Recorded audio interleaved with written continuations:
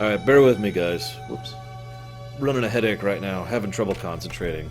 Even getting through this episode was kind of difficult, and that's a shame, because this is an episode I've been anticipating talking about for a pretty long time.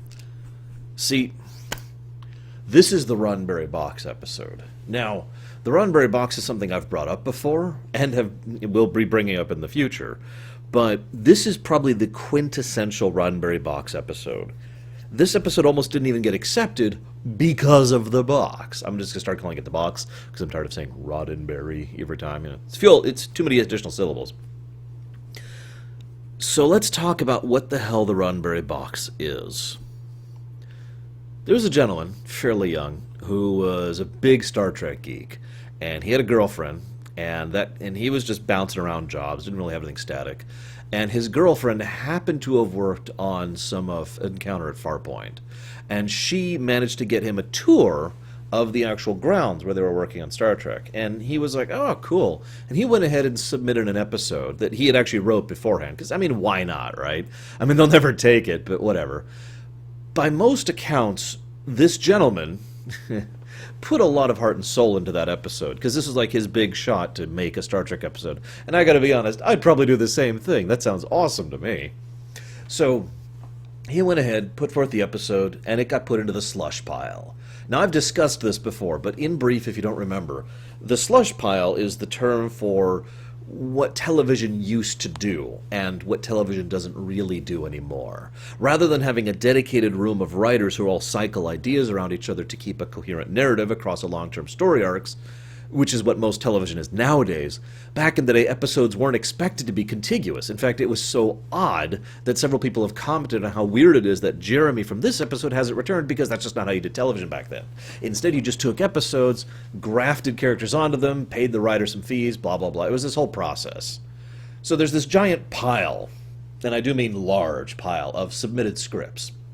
And every now and again, they would go and look for scripts and be like, okay, we need an episode. Because, you know, it's a television show. Any television show is basically a non-stop production cycle. Lord knows I could speak to that, because that's my entire life right now, is constantly keeping this show going. Not a complaint, but a statement of fact. So having that slush pile of new episodes was an advantageous thing if you were presuming your show never had to really, bother with things like long-term story arcs. Michael Piller, who officially had taken over at this point in production. So Wagner had kind of bowed out. Piller ended up taking over. They didn't really have any scripts on deck, and nobody really knew what the hell to do. So Piller's like, "Gah!" Went back to the slush pile. And according to Piller, only one of the episodes passed mustard at all.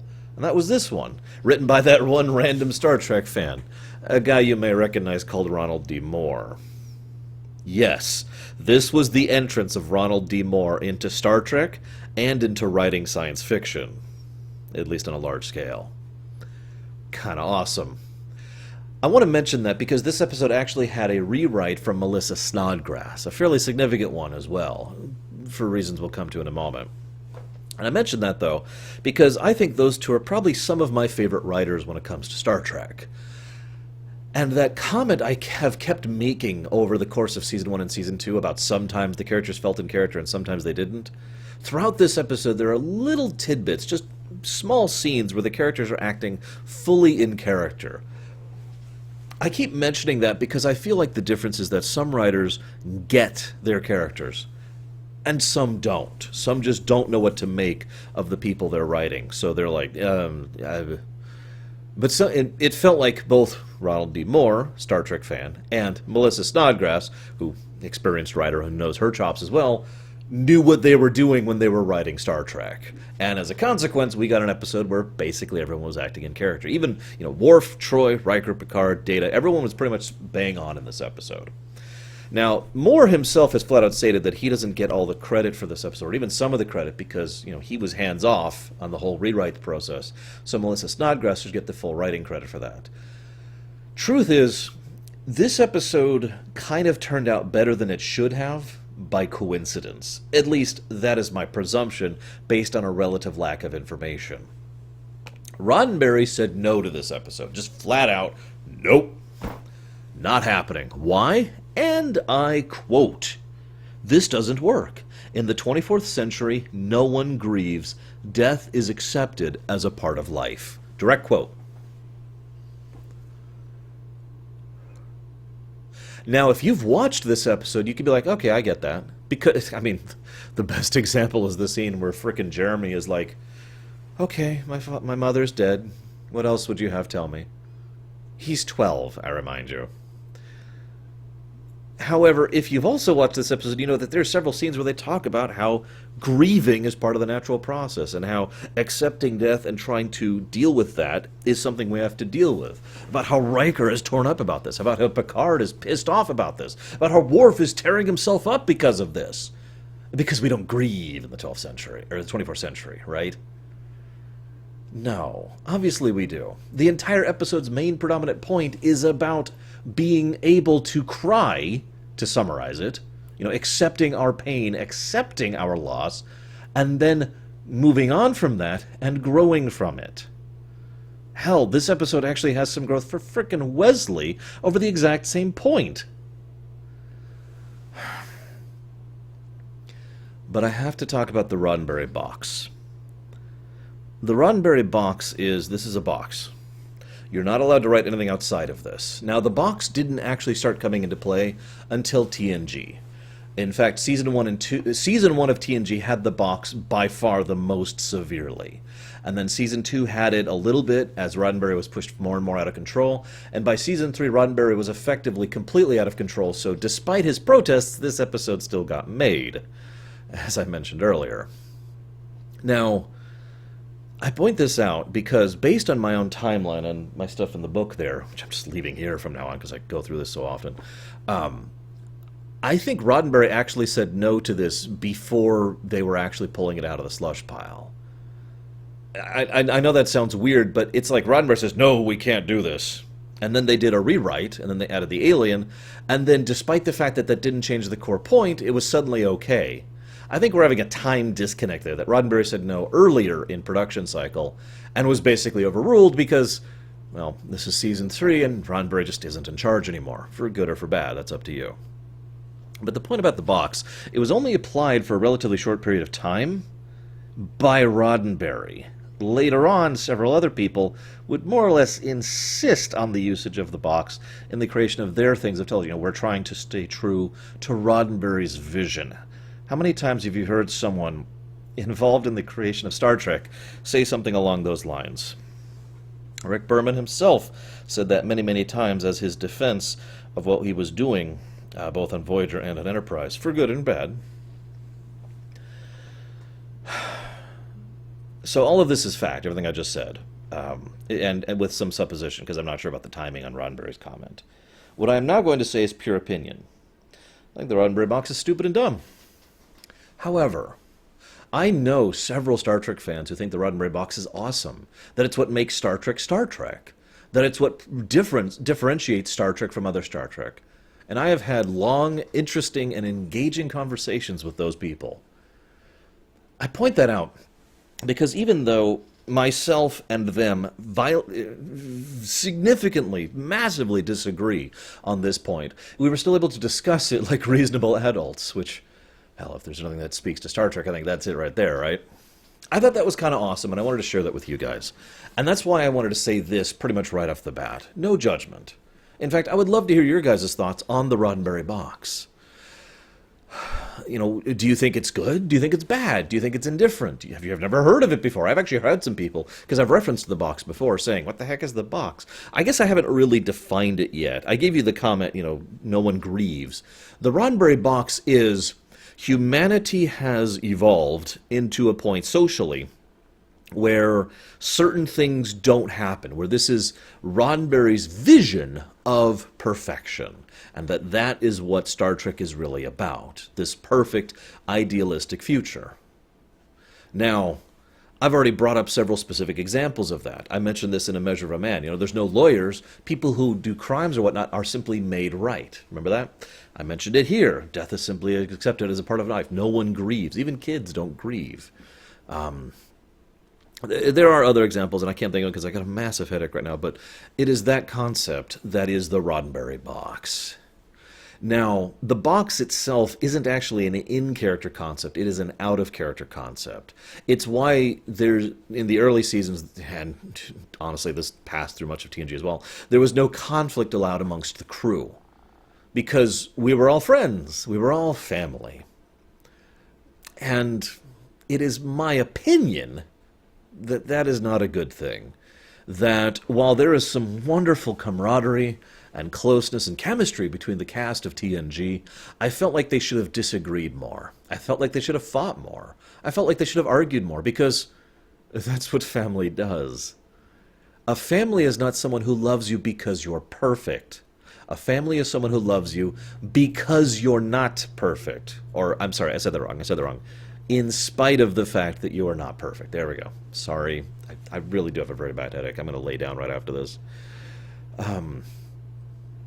To me, that's what family really means. Now, that's just to me. And again, if you have other thoughts, I would love to hear them. I would love to hear what you guys think of this concept and its restrictions on production. But if you pay attention, this is one of the reasons why so much of the cast of Star Trek from this point until Enterprise didn't really have a lot of internecine issues, for the most part. Only occasionally did that stray from that. Sometimes on DS9, sometimes on Void, or sometimes on Enterprise, sometimes even on TNG. But for the most part, people just kind of got along with each other. Whether that's okay or not, that's opinion, right? And of course, we are humans. We've evolved past this. Anyways, so that kind of brings me to my next point. The original concept for this episode is way more engaging to me than what we got. But I want to save that discussion for a minute. Hang on, I swear I'm going somewhere with this. So, the episode starts. My shipment just shipped. That's awesome. It's some new cables to help with my setup here, because I need to stretch things out a little bit more. Troy notices that something's going on the planet, and they take a few seconds to finally beam them up. I don't think it would have mattered, because by the time Troy noticed, she was dead.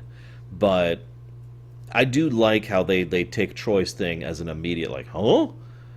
That's actually something that happens later, too. There's this point where Troy says, there's a presence on the Enterprise.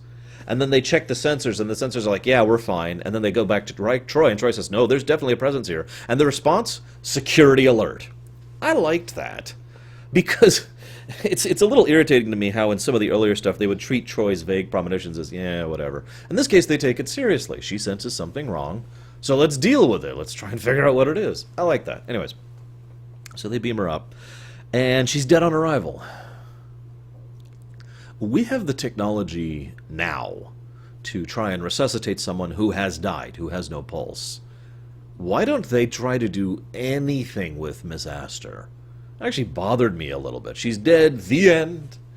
No attempts at resuscitation, no last-minute medical drama, no nothing. Now, I get that the point of the episode is that she died. That is literally the predominant point of the episode. But it just felt weird that Crusher's like, oh, I never really liked her that much. Oh, well. There's this great little scene, there's some good directing in this episode, where Riker is hearing and Picard insists that he's going to go tell Jeremy about what happened to Miss Astor. Wesley overhears that, and credit to Will Wheaton and another good usage of Wesley as a character, he visibly reacts to that, because Wesley has had Picard in particular come to him and tell him that his parent was dead. So of course he's going to react to that emotionally, grievingly. In fact, as we see later on in the episode, I'm just going to cover this right now, Wesley's own personal feelings of the matter are very severe and stark. There's this great scene where he is talking with Miss Crusher, with Beverly, and he's just like, sometimes I can't even remember his face, but then some days, I could see him, and I could see Picard approaching, and Crusher, as ever, credit to Gates McFadden, is just portraying someone who is basically maybe one or two steps away from breaking down sobbing. Because it's just hitting her right there. It's just getting right into that little sliding crack in her armor. Getting right to her weak point.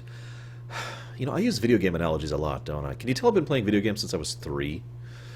And so she's like, oh my gosh, and she grabs Wesley's face, and you could just tell the two are like, oh my gosh, sharing in that moment of grief. Now, The final bit where Wesley comes in and Troy says you've wanted to tell him for a long time. That was a nice line for Troy. That right there was good stuff. A little too often, writers seem to think Troy needs to be the audience's stupid character. And I feel like that's a huge misuse of Marina Sirtis as an actress, where it's like she has to say the blindingly obvious in case people aren't paying attention. I like it better when they use her as a character who says something that we have no way of knowing, and says it in a quiet and more understated way. You've always wanted to tell him implies a lot just by that statement about how Wesley has perceived Picard this whole time, about how he's been holding on to this particular axe for a long while. I mean, the way he practically yells at Picard over this, and Picard just takes it on the chin. And of course, it also implies that Troy's been aware of this for some time and has been waiting for it to naturally flow through so that Wesley can work through this issue. That's good. I like that. And of course Wesley was angry at Picard. Not because you brought me the news, but because you lived. My dad died, and you lived. Why is that? But of course Picard has no answer for that question, and that's one of the reasons I do like the final scene, which I feel was unedited from its original. Maybe I could be wrong about that. But the way the scene happens and the way the mother just walks off and vanishes, I think that would have worked with the original thing pretty much 1-to-1, rather than the alien thing. We'll talk about that. And Worf was a perfect inclusion to this. Worf is an orphan. Worf is someone who has lost both his parents, but he was raised by the Rozhenkos, and I'm actually looking forward to when we see them in the future, because they're kind of awesome. So, he was helped through his grief, his pain, his abandonment by them. And thus he wants to reach out to Jeremy and help him through his pain and abandonment. Of course, we'll never hear from him again. That's the continuity problem I mentioned earlier. Although, funnily enough, a lot of different works that are not actually canon have all referenced Jeremy in the future as having been part of the House of Moog, Worf's house. That makes sense, because Worf formally adopts this kid as his brother. And Klingons certainly have a certain importance on that kind of a thing. Worf has a massive importance on that kind of a thing. Now, I know this is television, and I know this is 90s television, 80s and 90s television, but I would have liked it more if they'd at least used the name every now and again, dropped the name of, how's Jeremy doing? Like in the episode Family, where the Rozhenkos meet Worf, I would have loved it if they said, oh, Jeremy's doing wonderful, he's going back to school, he's finally started reaching out to friends, as a callback to this. You don't have to bring the actor on camera to have that kind of setting continuity. And it's weird that in an episode in a series, that otherwise does setting continuity so well, I actually mentioned this just last week, they completely dropped the ball on this otherwise incredibly obvious point. I mean, what would Alexander have thought of Jeremy, for example? Anyways.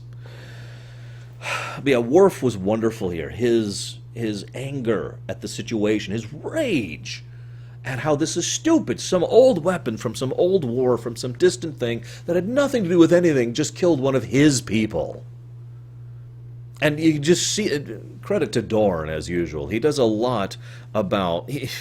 Dorn does this thing where he says a lot without saying much. Kind of direct callback to the emissary there.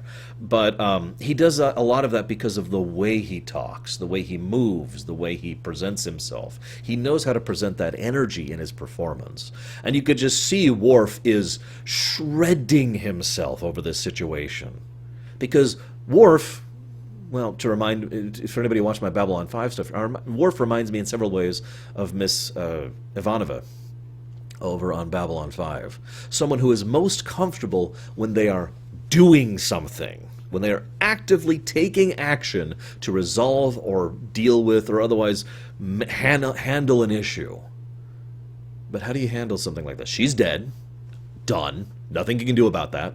The war weapon, that's already dealt with. They've already seen the report. They've already gotten the things.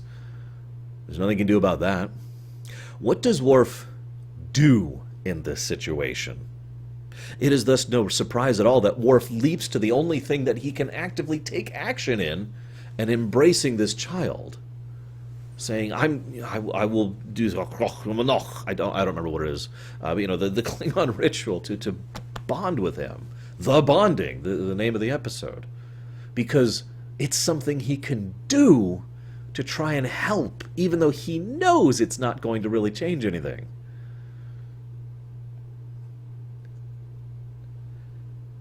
I think that right there is really the essence of why I still like this episode, despite the fact that the alien thing, which I'm still building up to, I swear. Because at its core, this episode is all about the fact that bad things suck. We still try to do something about it, but at the end of the day, death sucks.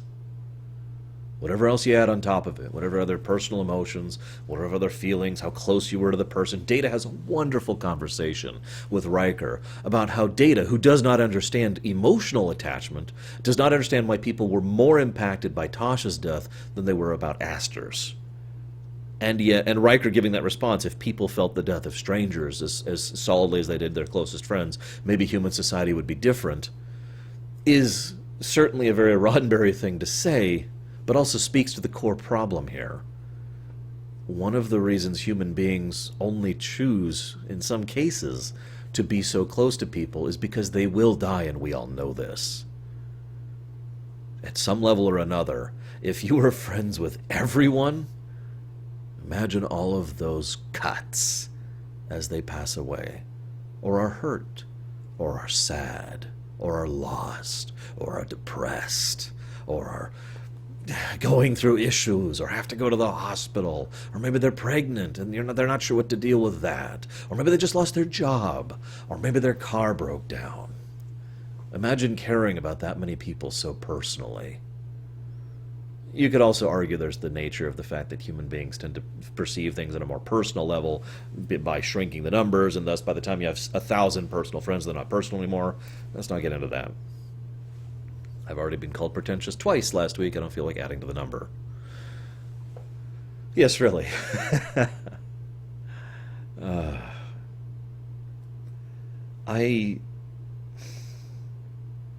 I look at this episode, and at its core, to me, it's all about the idea that bad is still bad, but it is what we do with that that matters. Astor's death sucked. Whatever else we add on top of that, it still sucked. And people were still hurt by it. One kid was abandoned by it. I mean, what are they going to do for his future? I mean, obviously Worf bonded with him, and I like to think he went back to the Rosenkos. That's my personal headcanon here, because that just makes sense to me. You can't tell me the Rosenkos wouldn't have said, oh my god, this poor child who had lost his parents, yes, of course we'll adopt him, bam, done. You can't tell me they wouldn't. Right? Anyways. But death, the death happened. Now what? Now what do you do about it?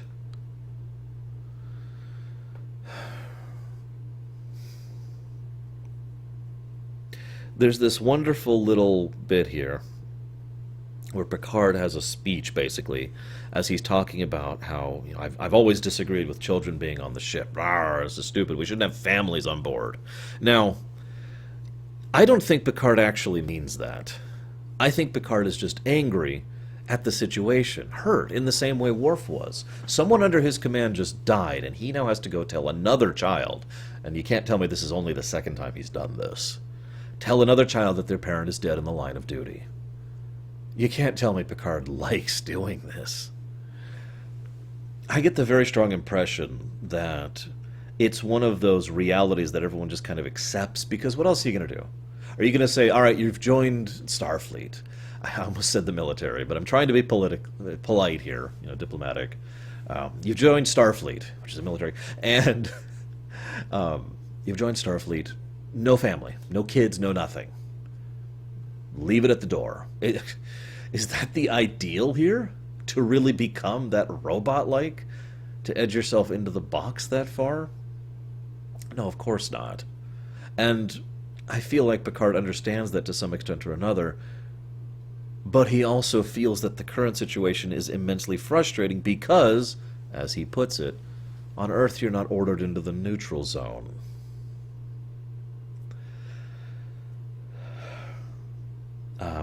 Gosh, I've been going all over the place. Let me look at my notes here. I didn't like the music in this episode.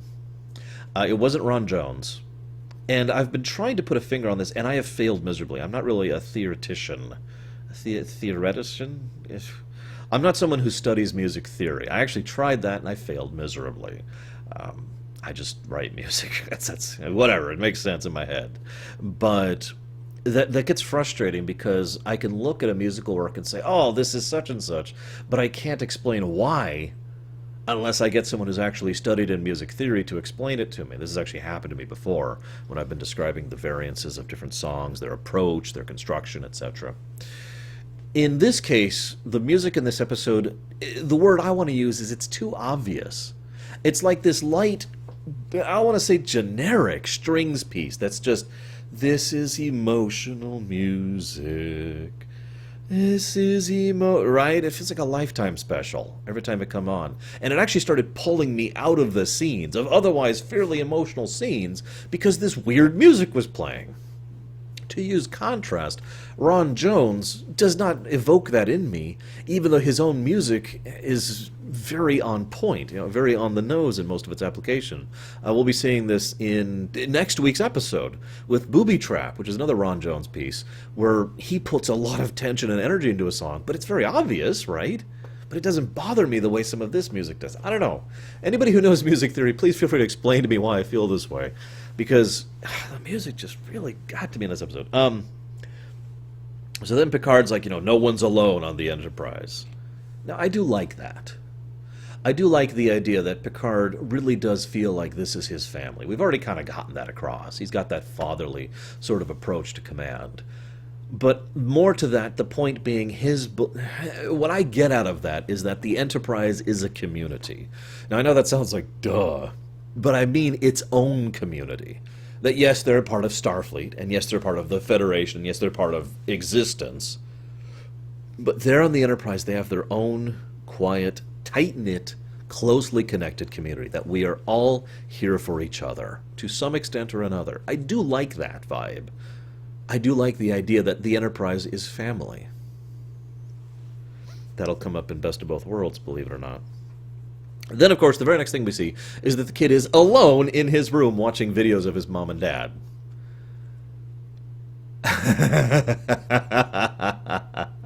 What?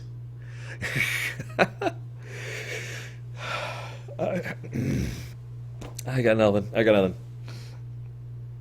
So let me look at my notes. I talked about Data and Riker's speech. That was awesome. I talked about Worf. I talked about Wesley and Crusher's scene.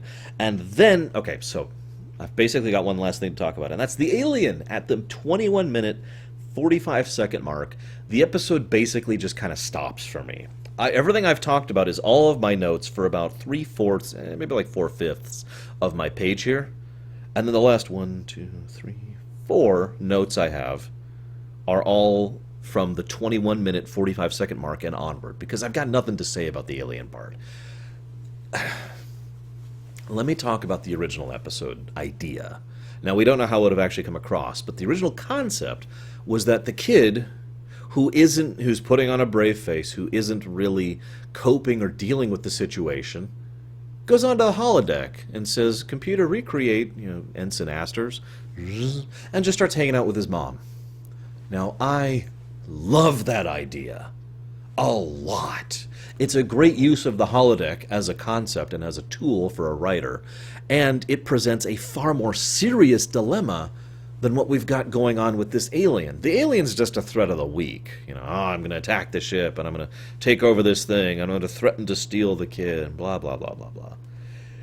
And, you could tell the alien was grafted into the episode, because the alien's powers are completely unexplained.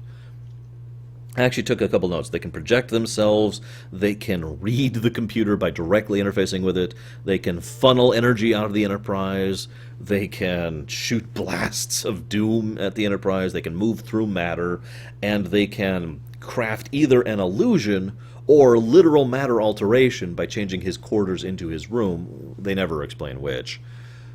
But for all of this amazing power, they're still limited because there's only so much they can do. They can't teleport other people, and they require the transporter, and they can be cut off by force fields, even though they can move through other forms of matter. I don't know. You could just tell that they were just kind of grafted on, and they basically just have magic, and everyone just kind of goes with it. Because that's what it is. Let's just call it what it is. They have magic. And so they do what they're doing because magic. Now, I like the idea that the aliens are doing this out of absolutely no malevolence. I do like that. That's good. That's a nice twist on the usual. Rather than them being simply a threat of the weak, they are a threat in a more long-term sense than in the immediate, I'm going to destroy the ship sense. This is something that will be very damaging to Jeremy as a person. He will not grow the same way. He will not develop the same way. And who knows what's going to happen to him 10, 20, 30 years down the line. That is still a threat, but not in the usual sense. And again, no malevolence involved. No anger, no rage, no evil. Just someone who is trying to make things right through a lens of lack of understanding. That's good.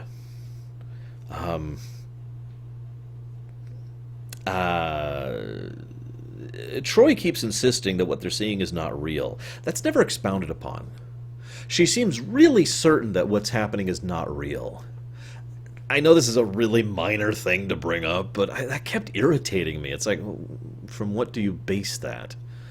Maybe that literally is a cat that has been replicated of the same identical form as your old cat. I don't know. Maybe it's literally a hologram. Maybe it's an illusion. Well, of course, I'll tell you exactly why she keeps insisting they're not real. Because in the original script, they were on the holodeck. So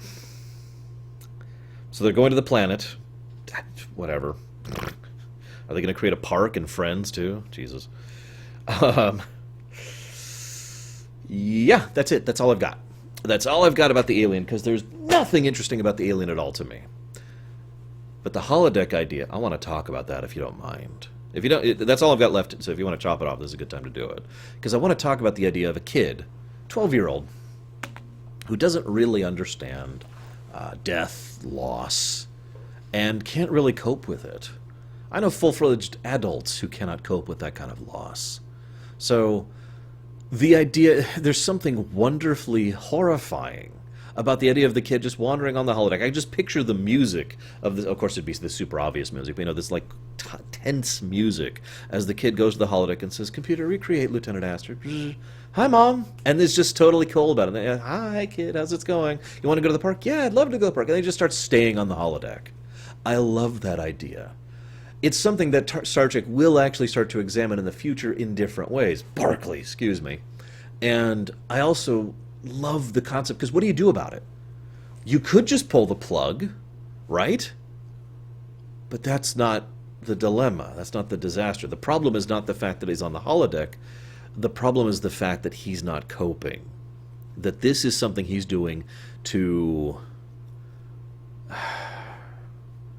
There's not a proper medical term for what I'm thinking of, but it's when you hide an injury rather than attempt to treat it, right?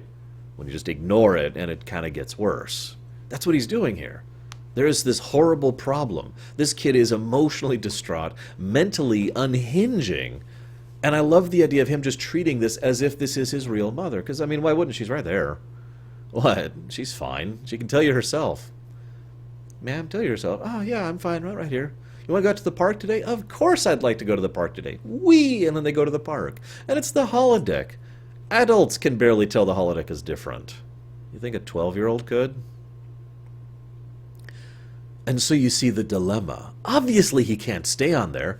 Number one, he's not grieving, dealing with what's happening, and then getting to the point of acceptance and moving on. So that's the first problem. The second problem is you can't just leave the holodeck tied up with this kid forevermore. The third problem is this sets a horrific precedence. But again, if you just pull the plug, all you're doing is shocking the system, which may or may not be a good thing, which may or may not lead to correct things. And that would lead to ideas like Troy and Picard and Wesley and Worf all going onto the holodeck to try and talk to him, to reason with him, to get him to accept the reality that his mother is gone. Picture the last scene in this episode, second to last, excuse me, before the ritual scene.